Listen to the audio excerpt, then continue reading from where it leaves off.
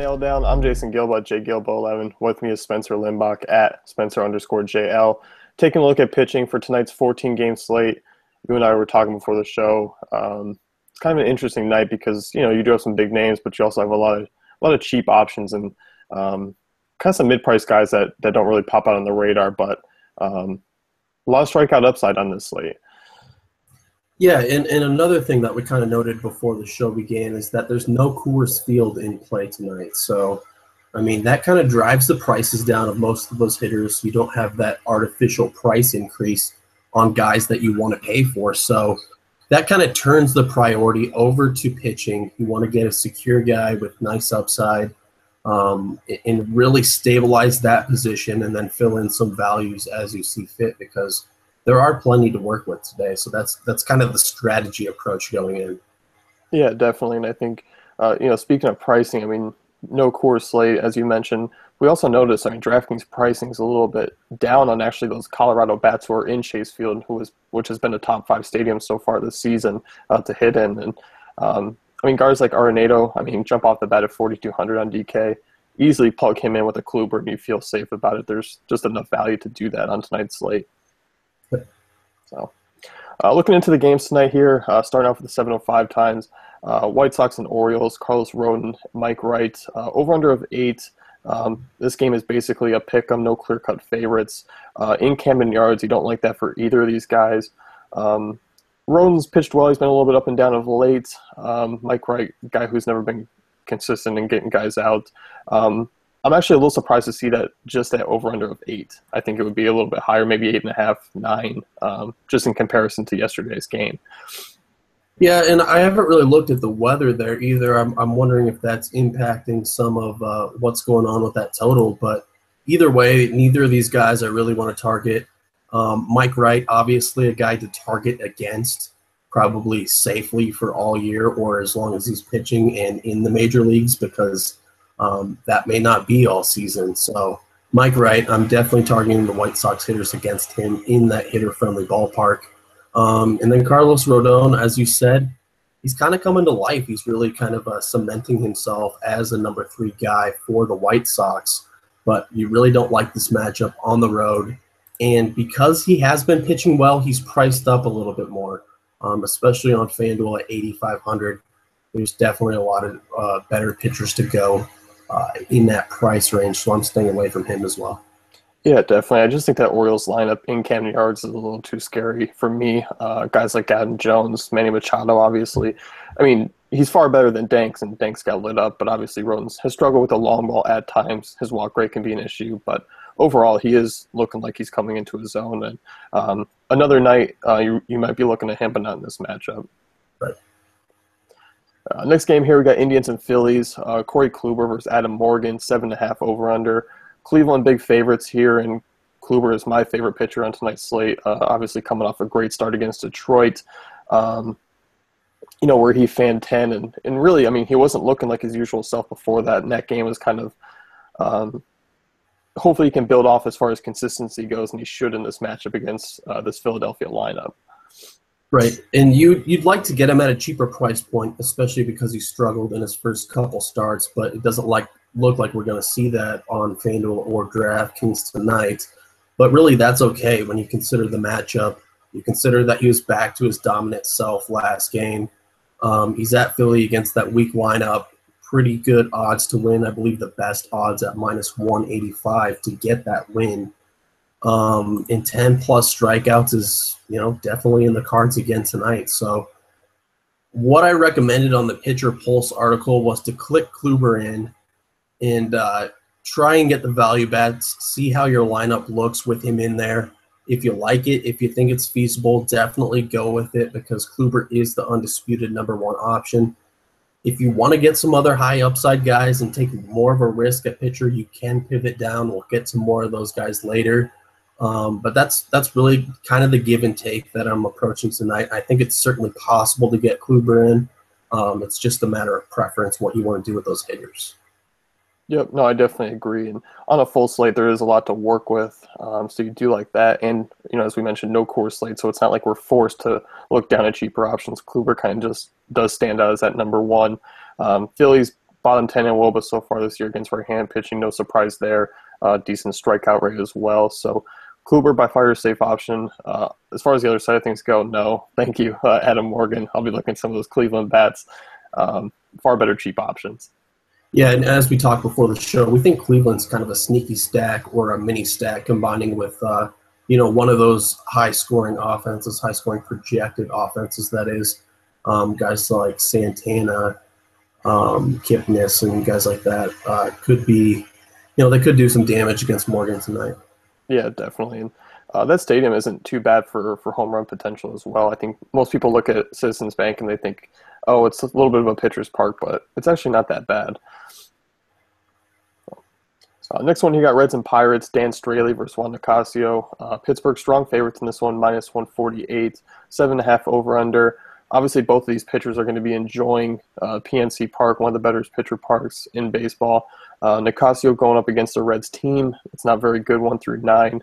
They do have some guys that can give a pitcher fits, but overall, this isn't a strong offense. Nicasio, definitely an interesting play tonight. I think more so on DraftKings just because of that price tag. Sitting there at just 5,800 and going up against this Cincy team that he's likely to get a win against. I don't mind him as an SP2. I think, sure, there is some risk to it still. But overall, at that price tag, he's not likely to kill you. And he kind of allows you to get a little bit of salary relief and get some of those bats into your lineup.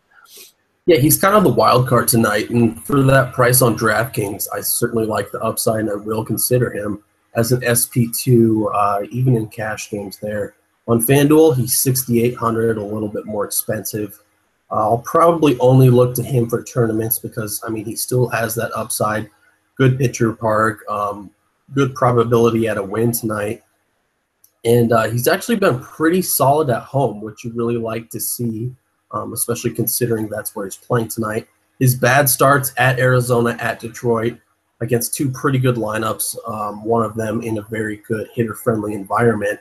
Otherwise, at home against Milwaukee and St. Louis, pretty dominant. Got the win in both of those, 6+ strikeouts in both of those, and went through fairly clean. I think we'll see a performance on par with those tonight, not like the road performances. Yep, no, I definitely agree. I think he comes somewhere in between those scores come the end of the night. And as you mentioned, sure, there's a little bit of risk. He's a wild card at times. The walk rate could be somewhat of an issue. We've seen that in the past. Obviously, he did have that on the road. He had 9 walks in those 2 starts, so that was troublesome. Overall, if he keeps the walks to a minimum, he should be pretty safe against the Cincy team. On the other side, you do have another cheap pitcher, Dan Straley, a guy who is very cheap. You don't expect him to pitch deep into games. He is a guy who does have a little bit of a walk issue. Not really on my radar, even though he is a cheap guy. Yeah, I'm just not doing it. I'm not going that cheap with him tonight. Yeah. Even though the price tag's low, I still don't think there's enough upside from him at that. I don't even think you need him either. Yeah. So, next one here, you got the rivalry game, or somewhat lack of a rivalry game these years. But overall, Red Sox and Yankees in Fenway Park, 8.5 over under. It is a pick'em. You got Masahiro Tanaka and Henry Owens. The lefty making his 2016 debut, but he's been around in the majors up and down over the previous few years. A guy who's not a strong lefty. Yes, he does have some potential. He is going up against a lineup that is heavily left-handed. Not on my radar just because it's such a big slate. There's no real use for me to take a chance on Owens. Tanaka, a little bit home run prone at times. I think Tanaka does have some upside in this matchup, but a far riskier GPP option for me. Yeah, I'm not really looking at either of these guys. As we said before the show, this is actually a surprisingly modest total, which I don't really know what comes into play with that. But Tanaka, you can justify that. You can say he has some upside, but for the price, I think there's just a lot better options in cash games and GPPs. And Henry Owens, I just don't think he's proven enough, even for a cheap price point, to take that risk. And on top of that, I don't think we really need many expensive bats to get access to upside tonight. So on 2 fronts, I really don't think he's worth the play. Yeah, no, I definitely agree. Maybe on a smaller slate, you maybe take a look at these 2 guys, and maybe they have some worth. But overall, I definitely agree. Tanaka is too close of a price tag to other options, and far more. I just think cheaper pitchers can actually outscore both these guys tonight. Yeah, and Henry Owens is no Stephen Wright, or should we call him Cy Wright? I mean, we were close to really liking him on the podcast before, and then this week, we both had our exposure to him, and he just dominated the Braves as Yeah, everyone now outside of he's a Clay Cy Buchholz. Young candidate in my mind. I don't know about you, but that'd be awesome if a knuckleballer won the Cy Young. I mean, I'd vote for him. Yeah, I mean, the thing is, he's going to get that. He should be in the rotation for the rest of the year, even with Rodriguez coming back. I mean, he's arguably been their second best pitcher behind Price. I'm excited. I might start watching Boston games when he takes the bump. Should we get you a Steven Knight jersey? Should we hang that out in the back by Curry? Maybe, not yet. Give me a couple solid starts. Give me some more cash in my bankroll, and then maybe we'll talk. Next game here, we got Giants and Mets. Jake Peavy versus Steven Matz. Over under a 7. Mets are strong favorites in this one, -151. Obviously, most of the offense you predict coming from this Mets side against Peavy. I think the Mets do have some interesting bats that I'm looking at tonight. Matz, on the other hand, is an interesting play. You like him in all formats tonight. I guess I'm a little bit more hesitant just because the Giants' offense, they don't strike out a ton. I know Matz's price is actually pretty appealing on DraftKings, and it's not too bad on FanDuel either. I guess I'm just a little curious to see maybe I can get his production a little bit cheaper tonight. Yeah, I wrote that up, and then as I looked at the weather, it leaves me a little more hesitant because it looks like there's a 60+% chance of rain as we get into the second hour of that game. So that's the only thing that's really holding me back. Otherwise, he's a -150 favorite. That's pretty good for tonight. You don't have really any dominant favorites outside of Kluber, so that's about as good as you're going to get as far as Vegas odds go. And then on top of that, the strikeout rate has been there. He's had one blow-up performance against Miami. Other than that, he's been very solid against other teams, including like Atlanta, Cleveland. Atlanta, I mean, it doesn't take much to dominate them, really. But Cleveland, 9 strikeouts, 7 innings in that game, so you certainly like what you see from him. The only thing holding me up is the weather. Otherwise, I really like the price point. I mean, he has to pitch around Hunter Pence. He has to pitch around Posey. But aside from that, I think he's a pretty solid pick for the price, especially on FanDuel if you can't get Kluber in. Yeah, no, I definitely agree with you. He has been, outside that blow-up start, I think he's going to be a consistent cash game guy going forward. And I think, as you mentioned, the Mets are big favorites, so I think a win is likely. Obviously, most pitchers going up against Jake Peavy stand a pretty good chance to get a win.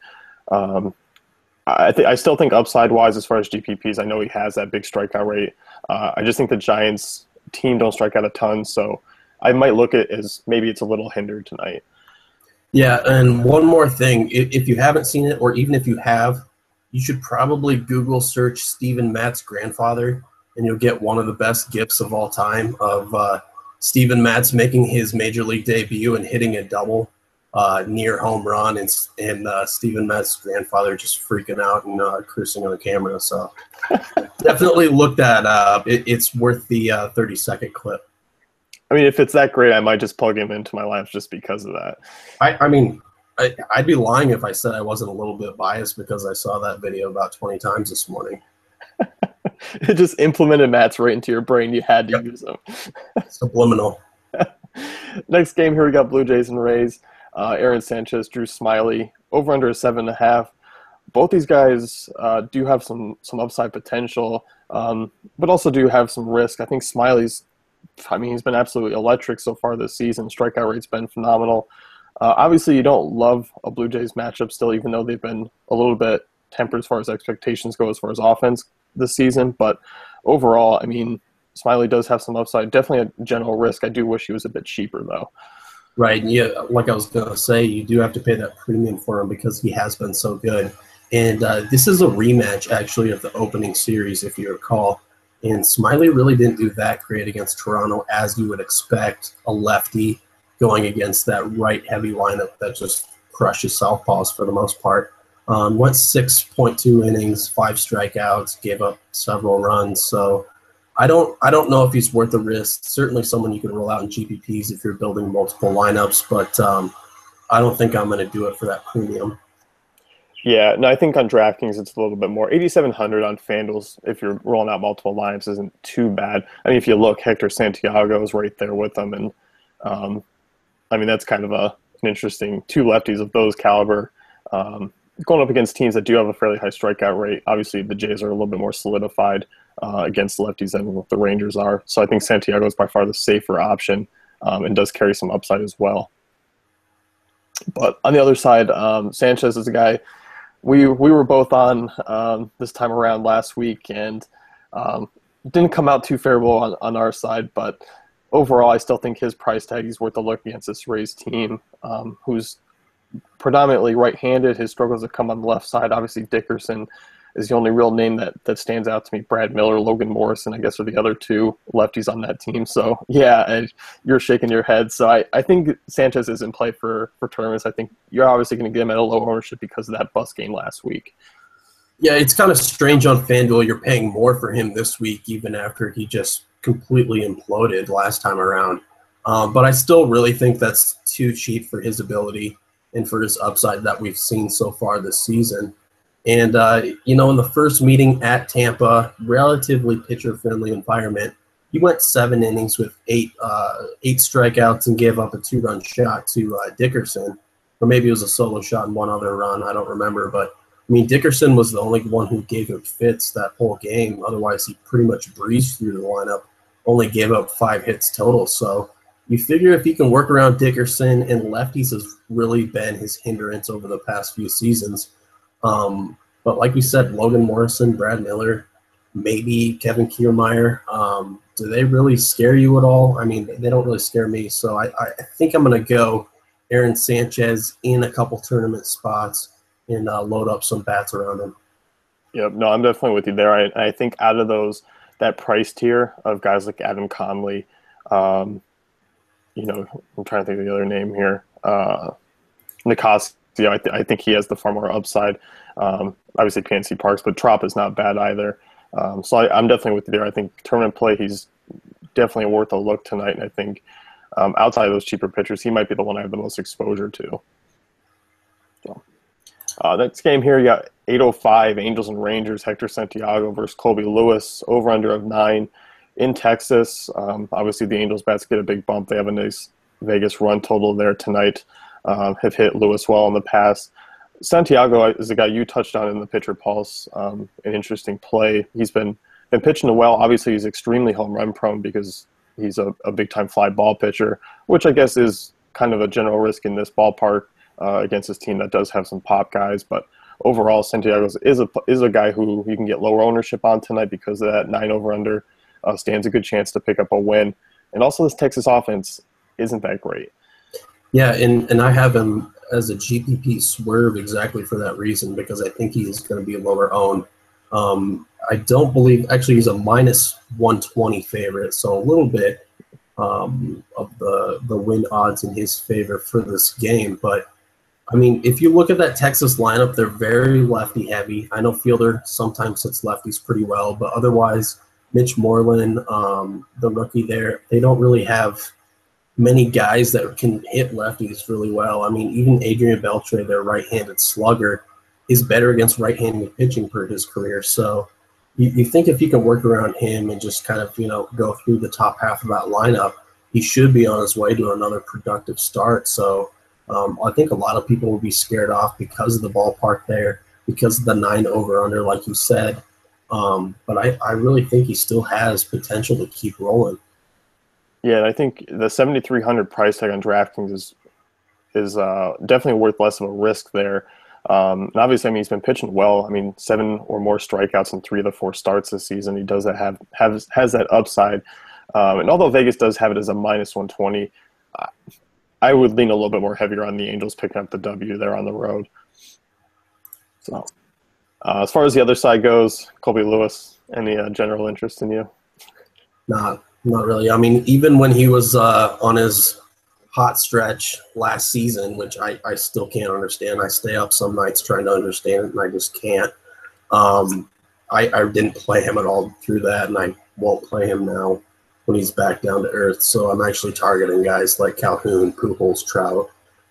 They're definitely on my list tonight.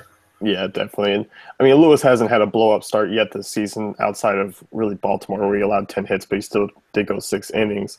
Um, yeah, I think that's possibly coming tonight. As you mentioned, those names have had success personally off Lewis in the past, but obviously it's shown because he struggled against both sides of the plate. So, next one, what was that? I was just agreeing with you. Oh, okay. Marlins and Brewers, Adam Conley versus Zach Davies, over under of 9. Miller Park. Davies, a guy I'm looking to target on pretty heavily tonight with the Marlins team. Now that they got a nice PED user out of the lineup, curious to see how that lineup actually shakes up because there is going to be some value up at the top. It's probably going to be Dietrich. You might see Prado slip up as well. Yeah, and I definitely like both of those guys. I'm looking at them on the hitter side. And Adam Conley, he's one of those maybe sneaky GPP pick. I know the Brewers are right-handed heavy. That is a hitter-friendly park, but he's shown some nice strikeout upside. And if he can get run support tonight, he'll be in line for the win. So maybe a tournament consideration. I don't know if I'm going to do it yet. I don't know if I feel that confident in him. I'll probably go with Sanchez over him, but I know you've been looking at him as we talked before the show. Yeah, definitely. I mean, you're looking at where he's pitched at or where he's struggled so far this season was in San Francisco, which is kind of odd. And I think that's kind of where I'm a little bit hesitant on Matz, not because Conley and Matz are comparable pitchers, but because that strikeout rate wasn't there for him. And that's really where he gets most of his points because he can generate or he can allow some earned runs at times, but he does have a strikeout rate to back it. And I think looking at that Washington start where he allowed 4 earned but still struck out 8, racking up 17 DraftKings points is kind of it kind of puts him on the map for me. And obviously the start before where he had 9 strikeouts against the Mets, that is his upside. So I'm kind of looking as that could be a possible floor and upside. Obviously it's a bit of a stretch, but in this matchup, I think that's certainly possible. So, on the other side, we obviously mentioned Davies as a team we're targeting against. Never a guy we're really on as far as putting into any sort of lineup. Right, and I'm especially interested in Dietrich to see where he falls in that lineup, maybe batting leadoff, maybe being in the top half. He's someone to, kind of consider his minimum salary at third base. So look for that as the lineups come out. Yep, definitely. So, I mean, he can kind of go hand in hand when talking about Kluber and getting some value in and feeling good about it. Next one, you got Tigers and Twins in Target Field. This is a cold weather game, kind of interesting, but you do have Phil Hughes and Fulmer there. Over-under of 9, so they are expecting plenty of offense. And both you and I were looking at this game as far as the offensive side of things go because all of them carry some pretty big home run potential, but also they're coming at a discount. And I think because Phil Hughes and Fulmer are pretty home run – well, Fulmer, not a big sample size in the MLB at all, but Phil Hughes, extremely home run prone. I'm looking at the hitters more so than the pitchers in this one. Yeah, and the Tigers have hit Phil Hughes historically very well, even like guys like Miguel Cabrera. Kinsler's the only one who doesn't have decent numbers against him for whatever that's worth. But Miguel Cabrera is certainly on the radar tonight. Other guys, in there, maybe JD Martinez, Justin Upton, all certainly in play. And then the other side of that, I'm targeting the Twins hitters too. Danny Santana, as long as he's still cheap, as long as he's still batting leadoff and stealing bases and scoring runs, I think that's an easy value play there. And Fulmer, he is a top prospect. If you remember, he came over in that Yoenis Cespedes trade from the Mets organization. He is a pretty decent prospect, but he's kind of struggled in AAA this year in Toledo, allowing a 4.14 ERA so far this season. So you figure if they put him in the big leagues now against the Minnesota team that hits pretty well at home, they're feeling pretty confident after winning a series against Cleveland, a couple walk-off wins there. It's just not a recipe for pitching success, really. In that cold weather, you throw that in. I don't really like him tonight. I'm actually targeting some of those Twins hitters, as I said. Santana, maybe Byung-Ho Park for a tournament. Brian Dozier's heating up. I mean, I just really am kind of going that route, targeting the hitters in this game instead of the pitchers. Yeah, definitely. I mean, Danny Santana, if you've been around the DFS world for a couple of years, he was actually a guy who had that one season, I believe he was like up over 4K for like most of it because he just kept stealing bases and doing everything. He was awesome as a rookie, and then he had that sophomore slump and got hurt last year. Now he's finally producing like he did that first year. So, yeah, definitely a guy to keep targeting until his price climbs. Yep, that's definitely a good name drop there. 8:15, you have the Nationals and Cardinals, Steven Strasburg, Mike Leake, Washington -135 favorites, 7.5 out there in Busch Stadium. Uh, Strasburg, you and I were looking at him before the show because we think he's going to be pretty low owned just because Kluber's right around that price tag. Obviously draws a more favorable matchup. Both are on the road, but one's playing the Phillies. Strasburg's still very capable of dominating a Cardinals team that has a bit of a higher strikeout rate now than years in the past. They do allow that big upside. We saw it against Ruby De La Rosa, but we've also seen this Cardinals team carry a high strikeout rate. Guys like Grichuk, Piscotty, Moss, Adams, those types of names have definitely big upside potential in strikeouts and for opposing pitchers. And obviously Strasburg is your highest K percentage going back to last season on this slate. Yeah, there's a little bit of give and take with this pick. Definitely more for tournaments. I think we can both agree on that Kluber's the catch game option. Yep. And Strasburg is the tournament pivot. But Strasburg, on one hand, the Cardinals hitters, guys like Carpenter and them, have pretty good numbers against him historically. And he's actually a little bit worse on the road. I don't know. You can take that with a grain of salt or whatever. But then on the other hand, yeah, I mean, the Cardinals haven't been that great against fairly mediocre pitching like Ruby De La Rosa, Nick Casio. They both, made those guys look like Cy Young winners. So, I mean, a little bit of give and take there. That's exactly what you're looking for in tournament, a lower ownership percentage. That upside, and there's some downticks for him too that will keep others away. So, really don't mind it for GPPs. Yeah, definitely. I think you're maybe looking at as Strasburg. He's about 1,000 cheaper on DraftKings, and you're maybe hoping Kluber goes out there and pulls a Max Scherzer against the Phillies and kind of struggles a little bit. There you get your big pivot, but I don't see that really happening. But I still think Strasburg is an interesting guy who really arguably could be the only guy to actually match Kluber on tonight's slate. Right. And on the other side, Mike Leake, I think both of us can agree that he's pretty much a stay away. I mean, Washington's very good offense. They have been all season. They just jumped on opposing pitchers in the first few innings.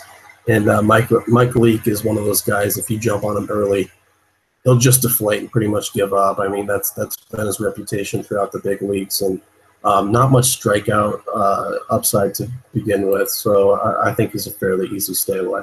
Yeah, he doesn't miss too many bats, and I'm with you. I think that Nationals offense is extremely decent. Obviously, I think Harper and Daniel Murphy are the guys who will get to Leake tonight.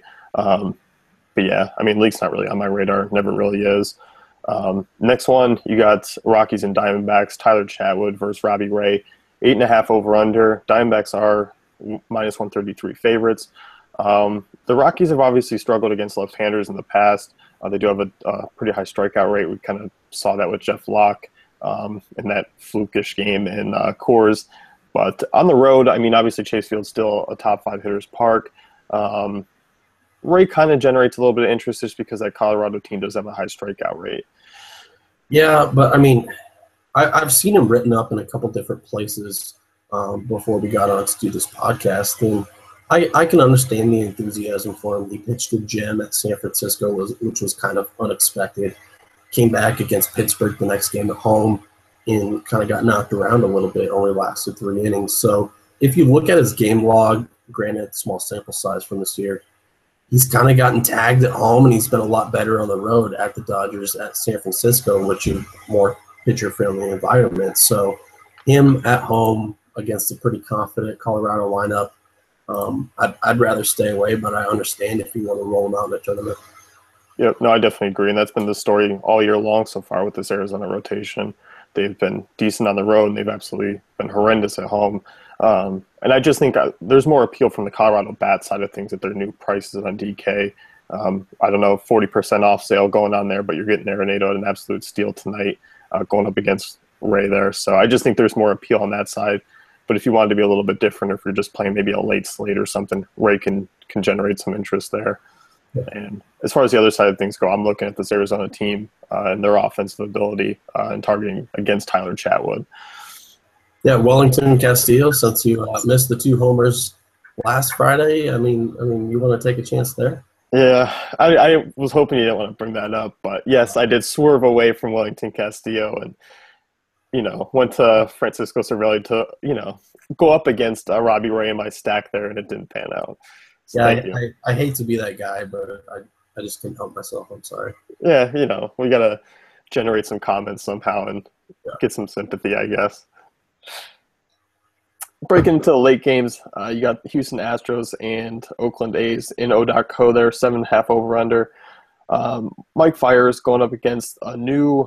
We were joking around, and I think we've actually seen a couple jokes that this guy is the Samoan Randy Johnson, kind of hyped up a bit there. A big lefty, Sean Manaea, is a talented prospect for this A's team going up against the Houston team that's really struggled so far. But you and I were talking, these guys who are getting their first debuts are so jacked up, so hyped up that they're a little bit wild at times, and that's just something that you don't want to take a chance on, really, in DFS in their first start. Yeah, and you saw it earlier this week with Jose Barrios, a prospect for the Twins who got called up and who was known for his command in the minor leagues, and he just really didn't have it in MLB in the bigs there. So, I mean, his fastballs were all high in the strike zone. He was like almost at 100 pitches, not even 5 innings through. So, yeah, it's a little bit risky whenever you're taking a young guy like this. Granted, Manaea has shown some promise there in minor leagues. He's 8-0 in AAA, ERA under 2. So this is a guy who has dominated and who definitely deserves a chance here. And Houston has been swinging and missing a lot. Granted, I don't know if it's going to hold up. You have a lot of good platoon hitters like Springer, Altuve, probably one of the best against lefties in the game. And, other guys in that lineup, Correa, that you really don't want to mess around with. So I'm really not going to go with the youngster from Oakland tonight. Mike Fiers, on the other hand, he gives up a lot of hard contact. I mean, granted, he throws hard himself, but I just don't really like him. I'm not a huge fan. And that 7,800 on FanDuel, I mean, that's ridiculously expensive. Maybe if I got him a little closer to 7K or mid 6.5 or something, I could maybe bring myself to give him a shot in tournaments, but I just can't do it for that price. Yeah, no, I definitely agree with you. I mean, there's far more cheaper guys like Sanchez and Nicasio that just catch my eyes over him. And as you mentioned with Manaea there, if he is a little bit jacked up and gets the ball up in the zone, this Houston team is capable of making him pay. You threw out 2 names, Altuve, Springer, Correa. Even Tyler White and Gaddis have White has hit lefties well in the minors. Obviously, Gaddis, we've known during his time in Atlanta, has hit lefties well. So the only thing that's really going for him is the high strikeout rate and that friendly ballpark. But still, this is an area where there's more too much risk for me. Next game here, we got the Royals and Mariners. Another ace on the hill that might be kind of trending downward a little bit, but Felix Hernandez taking on the Royals team at home, over under 7. Seattle is decent favorites, minus 150. I'm never a fan of picking on the Royals just because of their low strikeout rate. They make you work. And I just don't think a win is actually as likely as Vegas suggests there at minus 150. So I think at the price tag, I'm kind of staying away from King Felix. Yeah, I think we can both agree that the pivot off of Kluber is Strasburg and not necessarily Felix here for the reasons you just mentioned, that Kansas City doesn't strike out and they just love to drive pitch counts up and, put you in kind of a compromising fantasy situation there. So it really doesn't add up to a great spot, even though Felix is at home and he has been very good there over the past several years. Yeah, definitely. And Medlin, another one of the cheaper arms on tonight's slates. Not a guy. I know Seattle's not the greatest of offenses, and obviously Medlin's coming off a horrendous start against Baltimore. He can be serviceable at times. I don't see him being quite on my radar, even though the price tag's pretty low tonight. Yeah, I mean, Medlin, for all I'm concerned, he's just a glorified spot starter who's only starting because Kansas City couldn't find anyone else in free agency that they could justify paying. So I think Seattle could beat him up here. I mean, he blew up his last start. Definitely possible it happens again. So Cano, Seager, Nelson Cruz, those guys, I think they make for kind of a sneaky stack here. Yeah, nope, I definitely agree with you. Last game of the night, Padres and Dodgers. You've got Vargas and Wood on the hill here. Wood at home against the Padres. I think it's a trap. If you were looking at Wood, it's an absolute trap. And I'm actually looking at some Padres hitters to be really contrarian tonight against Wood. Over under 7.5. You're looking at Vargas going up against a heavy left-handed lineup like the Dodgers. I like them as far as hitters go. If you're looking at that night slate, neither of these guys really have any appeal for me. Yeah, I'm saying no to both of them. I mean, Wood would be the one you can consider, no pun intended there, but just because San Diego's so bad on offense, and that is a pitcher-friendly ballpark. He has pretty good odds to win tonight, but the strikeout rate is just bad. I mean, he's not a good pitcher overall. I mean, I just don't think you have any upside, even if he does get through the windup, get through 6 innings or so relatively clean, maybe giving up 1 or 2 runs. I just don't think you have any upside, even if he does catch the win. So I'm staying away. I'm looking at other options, and that 7.8 price salary there on FanDuel is just way too expensive for someone that's pretty much zero upside.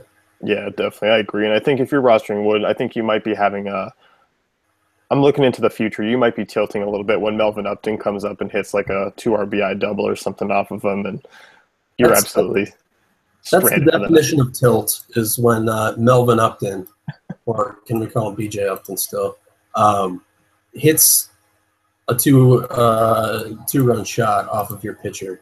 I really can't imagine a worse situation to tilt. Yeah, I mean, it's Friday night. You better already have the drink in your hand if that's happening. So Yep. that's going to wrap it up here with the Pitcher Nail Down. Check out dailyfantasycafe.com for all our great tools and content.